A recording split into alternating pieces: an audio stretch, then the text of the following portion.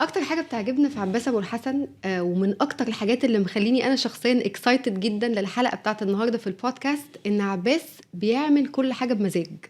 الراجل ده انا بحس ان هو كده ايه دماغه متكلفه، يعني هو مش بيعمل اللي الناس بتعمله خلاص وبيشوف الترند عباره عن ايه ويركب على الترند وخلاص. لا، هو كل شغله مختلف وكل شغله فيه عمق وفيه تفكير. هلو يا عباس.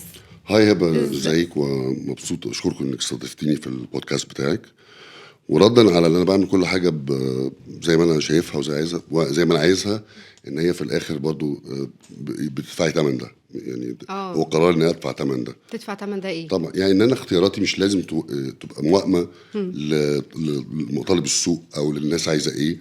فلما حد بيختار انه يعمل حاجه اللي هي شغفه الاصلي، صح. هيدفع ثمن ده، انه ممكن يبقى بيضحي بدخل معين. صح. هيضحي بنوع حياه معين. فلازم تبقى قناعه موجوده بان ده جزء اصيل من رحله الواحد في الحياه. فمشان ما يرجعش يندم على اختياراته، يعني فما ابتديش ان انا اندم يعني. حقيقي جدا، وانا اي بليف انه الناس دلوقتي بقت بتقدر قيمه الحقيقيه او انه الانسان يكون جينيون اكتر بكتير حتى من الصحيح.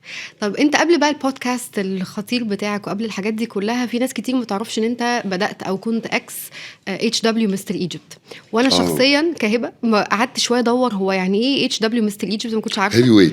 اللقب ده لقب تقيل ومهم. عايز اعرف منك مواصفات الشخص اللي بياخد اللقب ده ايه او معناه ايه؟ هي دي لعبه بودي بيلدينج، او بالعربي بيسموها كمال الاجسام. هي لعبه ذاتيه جدا، وفي نفس الوقت هي مش لعبه التنافس فيها. انت ما بتحققيش حاجه فيها سرعه او قوه او ارتفاع، انت بتحققي شكل ما. شكل ما قصدك شكل جسم. هي مقارنه الاجسام بالتطور بتاعها. لما البني ادم بياكل بطريقه تغذيه معينه ويتمرن باثقال بطريقه معينه وبرنامج معين، فبيحقق ان جسمه بيتغير، عضلاته بتكبر ووسطه بيصغر. ففي حاجه اسمها التناسق وحجم العضلي وشكل العضله. بس كل ده في الاخر هي بشوف ان هي رياضه نرجسيه جدا يعني. نرجسيه؟ طبعا. اشمعنى؟ لانه هو انت معتمده في الاساس على المرايه. ما انا شكلك قدام المرايه هعرف تطوري ازاي. وبعدين انا مثلا في فتره ما كنتش ولا مرايه عادي ليه في اي حته غير ما اقف عندها، وبعدين مش خطوني وراجع باصص تاني برضه. فكنت فيها ده جنون يعني. فبيدخلك جوه ذاتك جدا، سيلف سنترد بتتحول. وما فيهاش يعني اتشيفمنت. انت عامله حجم تدريب كبير جدا وتراكمي، وبتلعبي اكتر من كل اللي بيلعبوا الالعاب التانية. لكن ما بتعمليش حاجه بده. يعني انت لازم ده عشان تحققي تتنافسي على سرعه، على قوه، على ارتفاع، على نقط. لازم فيها تنافس ادائي. لكن تنافس هنا على شكل الجسم، قد ايه ما فيهوش بودي فات، ما فيهوش يعني ناشف جدا. وبعد فتره معينه لما الناس يعني بتيجي تلعبي على مستوى عالمي، بقى كل الناس خلاص اتمرنت عدد كتير جدا من السنين، حققوا تطور عظيم في شكلهم. ففي وقت نفسي اللي جنبي كلهم عملوا اللي انت عملتيه بالظبط. اللي بيفرق بقى هنا انه عشان اقول لك اللعبه مبنيه على ايه. ان لو انت دخلتي ما تعرفيش اي حاجه عن اللعبه، وفي 6 واقفين اللي هم 6 كل واحد بطل مثلا بلده او بطوله بلد، 5 الفاينالست مثلا، وقالوا لك هبه مين اكتر واحد شكله يعجبك، هتنقي اللي هم يختاروه، الحكام يختاروه من غير ما تعرفي، من غير ما تكوني عارفه اي حاجه. عشان هي بيعتمد على التناسق وعلى الجينات وعلى السيمتري بتاع الجسم نفسه. الوسط للكتاف للبطن يعني العرض.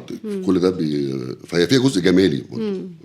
هي حاجه لذيذه جدا ان انا قاعده وانا الخطيره اللي على بالي وانت بتتكلم انه ناس قليله قوي اللي بتجو باك تو حاجه كانوا بيعملوها قبل كده ويقولوا على فكره هو ده ما كانش احسن حاجه في الدنيا، او ان ده ما كانش مش ان انا مش فخور بيه، انت يعني عملت في الاخر فيه حاجة. مش عايز برضو انا بسوق سمعه الرياضه دي. انا لازم اقول لك ان اللعبه دي هي فادتني ونفعتني جدا جدا في وقت معين في حياتي. كنت فيها مش منفتح على الناس، كنت في عندي خجل، عندي حاجات لها دعوه بالثقه بالنفس، السيلف استيم. ده بيعرف انك تعملي جسم مختلف عن الناس وبالتالي بتقول محط اعجاب الناس، ده بيساعد حد انه يعرف يتغلب على ده. صح، وانك حاطط تارجت ووصلت له، فدي في حد وطبعا ذاتها الكالتشر الغربي، وعاش في مصر في الكالتشر بتاعتنا، ولفيت واكيد طورت من افكارك على مدار السنين وهكذا. ايه اللي اتغير في فكرك عن معنى الراجل شخصية الراجل او الرجولة، معناها اختلف ازاي على مدار السنين اللي فاتت دي في حياتك؟ اولا في طبعا فهم الميل او الذكر وهو صغير في يعني في مراحل بدايه الشباب، المراهقه كده، هو نتيجه ثقافه مجتمع. صح. ولانه يعني اجيال انا واجيال برضو بعديه هم مش يعني فاقدين حاجه مهمه جدا جدا جدا، اهم عنصر ان هم يقدروا يدوروا على الحقيقه ويدوروا على الاراء التانية، ما ياخدوش، مش مصدر المعلومه الوحيده هو الاهل والمجتمع والافلام. لان لو كل ده متربي او معمول، الستات كلها في فيمينست سوية. اوكي. يعني بيعملوا بيقووا اقوياء، عندهم شخصيه، عندهم ثقه في نفسهم، عندهم فكره النديه، وفكره مش النديه على فكره التناطح يعني، لا هي فكره النديه بالثقافه نفسها. الست ليها رأي وممكنة وعندها ثقة في نفسها وهكذا. فانا اصطدمت انا بقى كراجل ذكوري جاي من الحته دي زي بقيه الناس للبيت، الستات اللي فيه اتطوروا. وطبعا كان ليهم منتورز من يعني امي كان لها منتور، كان ليها زي بتاع يعني روحيه في الحته دي. واو. حد بيعلمها تعمل ايه يعني، تفكر ازاي؟ ما هو انت بتتعلمي من ثقافه من احتكاكك. فهي ساعات الناس بيبقوا حظها كويس ان هي بالبلدي تتعتر في طريقها في حد شخص مميز جدا وعنده ثقافه اخرى وعنده علم وعنده فكر وعنده قدره على انه يعلم. فامي وقعت امي كان عندها، ما ينفعش طبعا حد يديهولك لو مش عندك. صح. ممكن البوتنشال عندك او الجاهزيه عندك، لكن انت ما طلعتيهاش بره او مش عارفه الطريق فين. فلما بتصطدمي في رحلتك بحد، وده برضو يا هبه انا بقول انه كل ما الواحد بيبقى مفكر هو عايز ايه، حتى في نيته جوه، انه الدنيا بتقربه اكتر، بتوقفه في الطريق ده لان برضو اختياراته هو بيدور على حاجات مش عارفها. بيروح مثلا ندوات معينه، بيروح معارض، فبيقابل ناس اكتر ثقافه منه واكتر خبره. فامي كانت كده، واخواتي البنتين برضو، يعني هي الست دي كان ليها تاثير عليهم كلهم. وبعدين هم خدوا الرايه وجريوا بيها. فانا كان عندي بقى صدمه حضاريه معاهم. اوكي. فانا شفت حضاره التغيير في جيل انا عشت فيه باهلي، وشفت الصدام اللي حصل ده مع ابويا. فدي كانت اول، يعني كان عندي احساس بالنقمه، او بان انا كارههم ان هم بيفكروا كده او بيعملوا كده. كنت وانت صغير؟ لحد بكلم لحد ما خلصت جامعه وسافرت. يعني لما رجعت من امريكا انا اتغيرت. في جزء برضه من التغيير، الواحد لما بيكبر يعني سنين بتزيد معاه، بيبقى عنده قدره على انه يشوف ابعاد تانية، مش الابعاد اللي يصطدم بيها. عايز يتعلم، عايز يفهم، فبيراقب، يحلل، ما يجاوبش على طول. فهم فعانيت معاهم في فتره، وبعدين اكتشفت بقى ان انا قدام لما اخترت الاول يعني ست تنفع جدا مع يعني عندها ثقافه العاديه الموجوده، فكانت مناسبه جدا ليا بمخي. العاديه الموجوده اذن الست، يعني ست البيت. ان الراجل، لا الراجل راجل والست ست، وان هي ست بيت، بنت ممتازه جدا. بس اقصد ان هي ما كانش عندها تطلعات التمرد ولا النديه ولا التناطح، وده مهم جدا. ما كانش عندها ده. فبالتجربه كده اكتشفت ان انا يعني الستات اللي بيستهوني هم اللي عندهم شخصيه مستقله، اللي عندهم افكار، المتمردين اللي عندهم نديه، اللي عندهم انا خاصه بيهم، اللي لا يتاثروا ما بيبقوش انتميديتد من الراجل، بالعكس هم بيبصوا كمان بنظره انه غلبان يعني فدي فاكتشفت ان انا بحب نوع الستات دي يعني كبارتنر. هم نوع الستات دي اللي انا لازم البارتنر يبقى فيه حاجه تضيف للشخص. يعني انا كنت عايزه اعرف منك نظرتي لشخصيه الراجل ومعنى رجوله اختلف ازاي، ونظرتي للست ومعنى الست والست اللي بتعجبني اختلفت ازاي. فانت قلت لي الست اللي كانت بتعجبك زمان كانت الست اللي هي مور ولس يعني هو مش بقى بتعجبني هبه، هو انا ما دورت على النوع ده. اوكي. ودورت على حد بمفهومي وقتها ما عندوش قدره على التطور، فمش هيفاجئني. لان انا كنت عندي بقى العقده دي، وكان عندي العقده اللي حصل بين ابويا وامي لحد ما انفصلوا. وابويا كان فين وامي كانت فين، ثم ازاي الوضع اتقلب. فدورت على واحده بقى ما تتعبنيش في الموضوع ده. ما هي بقى امي كانت في الاول عاديه، وبعدين لما كبرت وفتح افاقها وشافت الدنيا واشتغلت وبقت هي اللي بتجيب دخلها بنفسها مشكلة ان الست بتنمو في مصر بتنمو متأخر، والراجل ما بينموش. الراجل بيكسل واسنانه يعني ما عادش عنده اسنان بتاعت، ما عندوش قدرة على الجدل اكتر. فالراجل بيشحر بدري في السنين الجواز، والست تزدهر. بالظبط، تزدهر بالظبط. فتبتدي تشوف بقى الراجل تشوف عمقه الحقيقي او وزنه الحقيقي. وما تاخدش بقى باللي هو بيقوله الكلام اللي كان هي ما كانتش تعرف ترد عليه، هي تعرف تفنطه كويس جدا جدا وتزنقه هو. وانا كنت مسمي او عندي نظريه من زمان جدا مقتنع بيها، انا بتكلم على الاجيال بتوع زمان يعني او لحد يعني لا الاباء مثلا، حد الاباء، انه علاقه الزواج في مصر كانت انه الراجل بيعذب في الست اول 15 سنه، والتاني 15 سنه الست بتنتقم من الراجل وتنتهي بالطلاق بعدين. دي نظريه فلسفيه عميقه جدا. هي بحته، هي فكره الازدهار. اوكي. والتآكل والضمور اللي بيحصل للراجل. فخلقه اضيق، ما عندوش نفس انه يحارب اكتر، فبيتغاشم اكتر، فبيتكشف اكتر، وبيطنش بيصهين. فالست بقى بتفهم الله بقى كل ده كان بقى منظر، طب تعالى بقى اطلع عليك القديم والجديد. وغالبا كان ما بترضاش بيه في الاخر وتمشيه. عندنا دور مهم قوي، ربنا ادانا اوبورتيونيتي، فرصه خطيره من خلال بودكاست والوسائل التواصل عامه، ان احنا نغير في الوعي ده. هنقول ازاي للناس او هنديهم مفهوم مختلف عن الاجيال الجديده عن الراجل يا جماعه بالمعنى الحقيقي بتاع كلمه راجل، مش معنى اللي احنا اتربينا عليه. مواصفاته عامله ازاي؟ هو اولا انا عندي يعني خط احمر على تعبير الرجوله دي، انها تبقى مرتبطه بالراجل. أوكي. لان الرجوله بالنسبه المعنى اللي عند الناس كلها انه حد يبقى قوي وشهم وجدع وبيسند دي مش مواصفات خاصه بالراجل، دي مواصفات خاصه باي انسان كويس. صح. فمش المفروض ترتبط بالراجل. صح. فلما الست تبقى جدعه فدي برضو مسميات بتعمق فكره انه الراجل هو اللي يملك الحياه والست تتابع. وكلنا بنشوف الرجوله حتى في على فكره الثقافه حتى نفسها بالانجليزي بي مان. يس. ما حدش قال له ست بي وومن.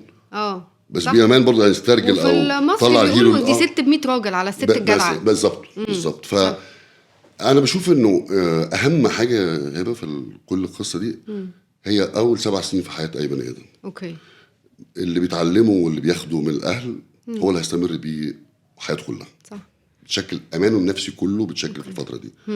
فلو البنت ما تربتش بحب وثقه واحساس بالامان كامل، وشافت ده كمان في علاقه ابوها بامها، هتطلع هي اوريدي كونديشند، يعني مش متسيستمه كده، متسيستمه ان هي تطلع من تحت سطوه الاب لسطوه الزوج. صح.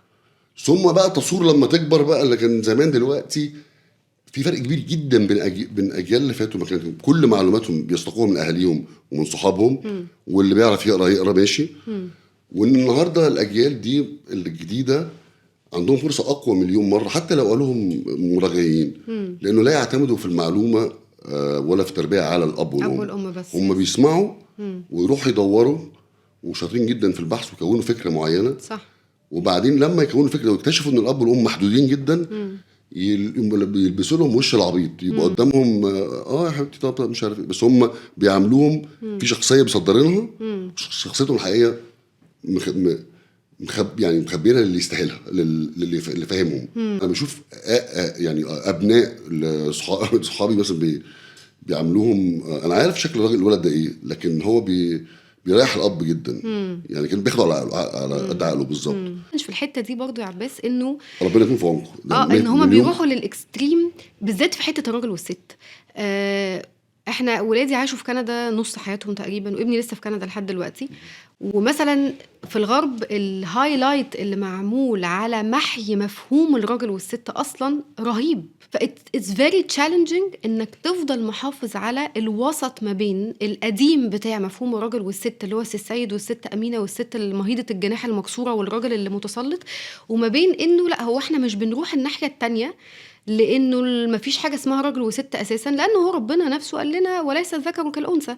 فبالتالي هم مختلفين، مش احسن واوحش، هم مختلفين عن بعض. بس برضه في حاجات زي الرجال قوامون على النساء بما انفقوا. هي بقى هي كل حاجه تتلخص في دي. من يصرف يحكم في اي حته، دول، بلاد، قبائل، اسره كبيره، اسره صغيره، راجل وست. من يصرف يحكم، دي قاعده ما فيش مهرب منها. فعشان كده انا اكتر حاجه احب اقولها او ان البنات يعملوها، انه لازم يفضلوا يشتغلوا ويحققوا الدخل بتاعهم. ان شاء الله يتجوزوا مليونير ايلون ماسك، لازم يستمروا يطلعوا دخل نفسهم. لازم يبقوا قادرين على الاستقلال. لو ما عندوش مش قادرين على الاستقلال هيبقوا في عبوديه، وهيقعدوا في ساعتها هيقعدوا، لانه الاختيارات الثانيه كئيبه جدا، لانه الاهل ما عندهمش قدرات او توفوا او بتاع. فالحياه دي بالنسبه لها كويسه، هي مش ما تعرفش تصرف على نفسها 100%. فحتى اساس العلاقه وتوازن العلاقه بيبقى الست بتشتغل ولا لا، وبتطلع دخل ولا لا. هتلاقي ده بكلم في المجتمعات يعني اللي هي اكثر ثقافه وتحضرا. لكن لو نزلتي على طبقات المتوسطه فقيره ونزلت تحت، هتلاقي الست هي بتصرف اصلا، هي بتشتغل والراجل بياخد فلوسها بيشرب حشيش. صح. وما عملش اي حاجه خالص، وهو بياخد رزقها وبياخد رزق العيال. وهي اللي بتشتغل وبتربي وبتقوم بدور الراجل والست تماما يعني بالظبط. ولازم تنصاع له في الاخر. يعني طبعا كلهم معذبين وبيحاولوا يهربوا باي طريقه. وانا بحس واحب اعرف رايك في الموضوع ده كراجل كمان، مش بس كحد مطلع وكده، لا كراجل مر بالتجارب دي. بنتي مثلا عندي بنت عندها 16 سنه، ربنا يخليها لك.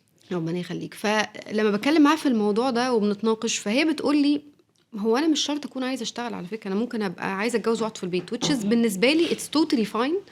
ودورك كأم بتربي ولادك وبتحافظي على بيتك ده دور، ودي شغلانه فول تايم جوب زي الفل.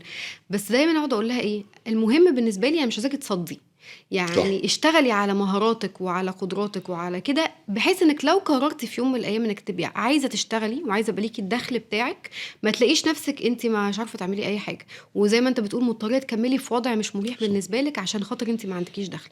فهي بس الوسط ما بين، لان انا بشوف برضو بنات on the other side داخله الجوازه صح. يا عباس لا انا على فكره انا لازم اكمل في مش عارفه كذا عشان لما تطلقني وترميني في الشارع. هو لسه الراجل بيقول صباح الخير بدستة جاتوه. فيعني هو ممكن يعملوا ده من غير يشوفوا الاسباب. يعني انا بحب اشتغل، عايز اشتغل، يس، من غير التحفز كمان، اللي هو كاننا هو بكره الصبح هيبيعني عشان القصص اللي انا شفتها الراجل فيها بيبيع الست. وان جزء منها برضو انه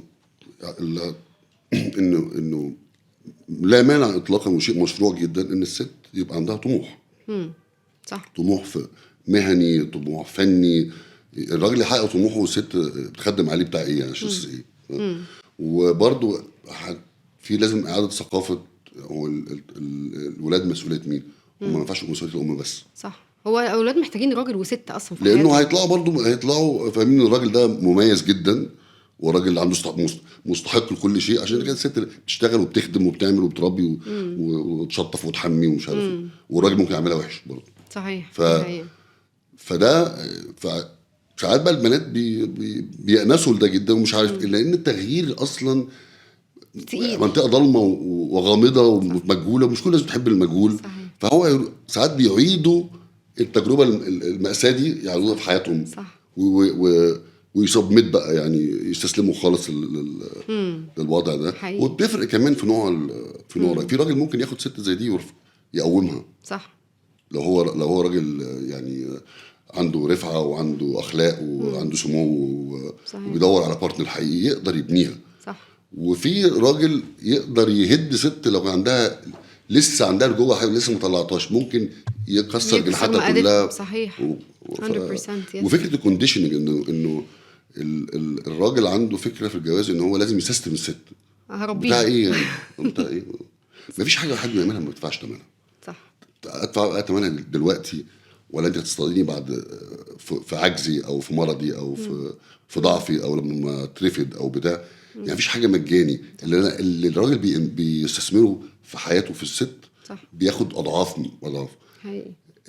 لو طغى هي بتكمن لحد ما تلاقي فرصتها، او هو بعد شويه بيمسحها خالص يا عباس، وبعدين يبتدي يعجبه الست اللي معاه في الشغل الشخصيه وشاطره. طب ما انت هي كانت عايزه على فكره بس لا، انت ويبقى يلبس شخصيه تانية قدام الست دي عشان يبقى اوبن مايندد يعجبها. وعظيم وبتاع عشان يلفت نظرها. هو مش فاهمه هو عمل ايه في مراته في البيت. لكن الست لو هي ست واعيه وعندها فطره كويسه، ما تقدر ما تشتريش كل الراجل بيعمله ده، تقدر تشمه برضه. بس انت كتبت ابراهيم الابيض في 2009 وكان في كاركتر البطل القوي اللي بيضرب لا، العضلات. انا مش 2009، انا كتبته 99. 99 وقعدنا انا ومروان 10 سنين بنحاول نعمله مش عارفين. يعني في الاخر طلع في يعني قعدنا 10 سنين رحله واو. مأساويه بنحاول نعمل الفيلم ده. أوكي. نطلع عند المنتجين كلنا حماس وبتاع، ونقعد 4 ساعات 5 ساعات ننبح في قلبنا ونرجع ننزل مدلدلين بقى، لانه الراجل مش فاهم، ما كانش جد. هو عاجبه بس مش عارف ده ينفع ولا لا. ف 10 سنين. وانا بقول دايما يعني ان مروان ياخد الكريدت بتاع ده، انه لولا ان مروان عمل عمارة يعقوبيان وفيلم بنجوم كبيره ونجح، فكانت المنتجين عايزين ينتجوا له فيلمه التاني بغض النظر هو عن فيلم ايه. يس. هو قال لهم انا عايز ابراهيم الابيض. كلهم حاولوا يصرفوه على ابراهيم الابيض، لكن هو صمم عليه. لولا ان مروان صمم ان فيلمه اللي بعديه كان ابراهيم الابيض، ما كانش حد كان هيفضل اشهر سيناريو موجود ما اتعملش. اوكي. اللي قعدت 10 سنين كده مشهور جدا جدا بالسيناريو ده. نزل ونجح وكسر الدنيا. لا، ما كسرش الدنيا وقتها. هو بعد ما اتشاف نزل تلفزيون وقنوات ويوتيوب والناس شافته اكتر من مره. هو كان فيهم الناس اتخضت او كمان كان في صحفيين مغردين. كان في قصه كده ولا مش أوكي. يعني فيها اطراف ما عادوش موجودين، ما اقدرش اقول لك. كان في تربص بالفيلم، كان نوع من الانتقام في حاجه حصلت جوه الفيلم. أوكي. فالناس صحفيين صدروا بحور من الدم في على الفيلم ده مش عارف ايه. شاشه تتلطخ باللون، حاجات بقى كده. ففي ناس كتير عزفت انها تروح له.